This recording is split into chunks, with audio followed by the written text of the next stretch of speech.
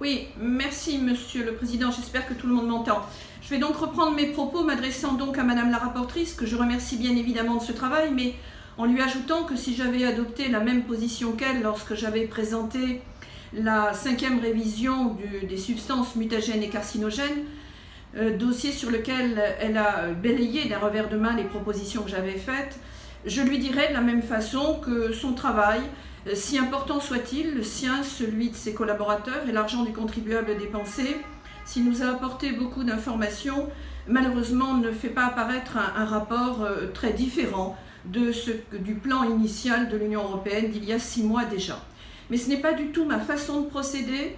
Je pense que le cancer, la maladie, la souffrance des concitoyens et les nécessités qui sont les nôtres vont m'amener à travailler très courtoisement, au nom de mon groupe, très courtoisement, en construction avec vous, Madame la rapporteure, pour pouvoir enrichir ce texte autant que je le pourrais, tout en permettant aussi de faire apparaître des lacunes. Je pense en particulier à la révision du plan du règlement pédiatrique que nous attendons depuis plus de 7 ans.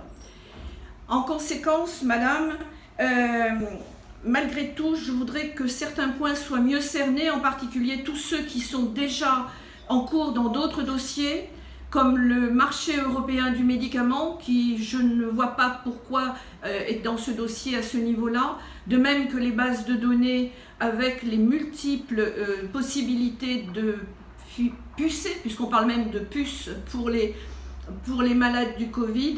Et je ne voudrais pas qu'à l'occasion d'un rapport très important et d'un rapport qui met en jeu véritablement la santé de beaucoup d'Européens, nous n'ayons à regretter des méthodes un petit peu coercitives ou qui de toute façon pourraient être utilisées soit par des tiers, je pense en particulier aux assurances, cela apparaît dans 2-3 amendements, il y a des risques là-dessus, ou bien tout simplement par la mainmise de l'Europe sur les systèmes de santé. Alors Madame, vous pouvez compter sur ma coopération, sur ma façon de voir très détachée de tout élément politicien, en espérant là aussi, je finirai par là, que le vote en plénière de ce rapport, qui sera pendant la présidence française, ne fasse pas là non plus l'objet d'une récupération qui serait fort malvenue.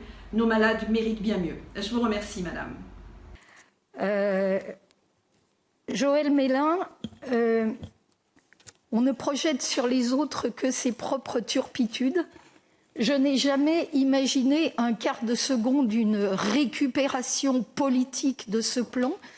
Ça fait 35 ans que je travaille comme médecin et quelques années que je me suis engagée en politique. Si vous évoquez une récupération, c'est probablement que c'est dans votre logiciel de pensée, mais certainement pas dans le mien, je vous rassure.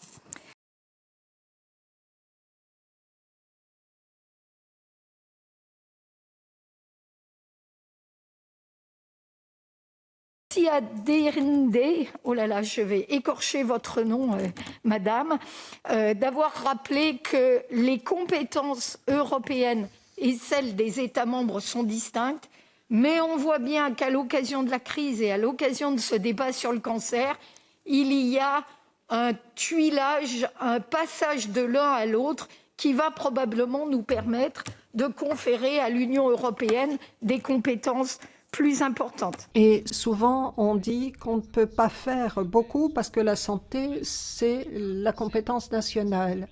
Mais moi, je pense que les responsabilités sont les responsabilités de tous. Et nous devons éliminer tous les obstacles qui nous empêchent d'atteindre nos objectifs. Ça ne suffit pas de dire ce n'est pas possible, c'est une question de compétence.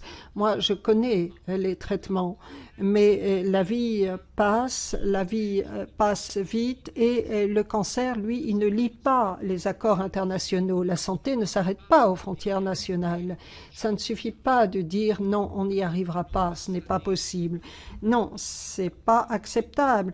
On ne peut pas dire non, c'est imposé par les traités, c'est pourquoi on ne peut pas créer une stratégie européenne. Non, alors il faudrait modifier les dispositions du traité parce que l'essentiel, c'est d'aider nos citoyens. On devrait peut-être commencer à parler de cette possibilité d'ailleurs. Si nous cédons à la tentation de dire « Eh bien, on ne peut rien faire parce que cela relève de la compétence nationale, de la compétence des États membres », eh bien, on n'en sortira pas parce que le cancer, lui, ne respecte pas les frontières.